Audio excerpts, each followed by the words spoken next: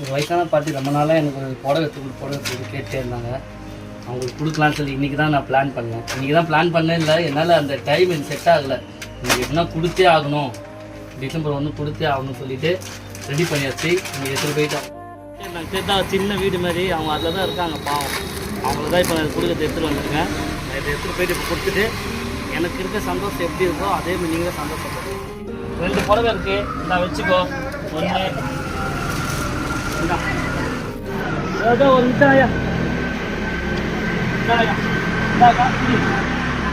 பொண்ணு நல்லா வாழ்த்துவோம். ஓகே, போயிட்டு வரேன். பாய். போயிட்டு வந்தா இந்த புடவை பத்திரமா வச்சுக்கோ.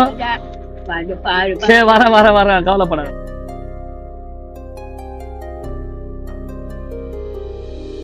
டெய்லியும் போகிற வழியில் இந்த பாட்டி அம்மாவை பார்த்தோன்னா கன்ஃபார்மாக அவங்களுக்கு சாப்பிட சாப்பாடும் ப்ளஸ் ஒரு வாட்டர் பாட்டிலும் கொடுத்துட்டு கையில் காசும் கொடுத்துட்டு எப்போவுமே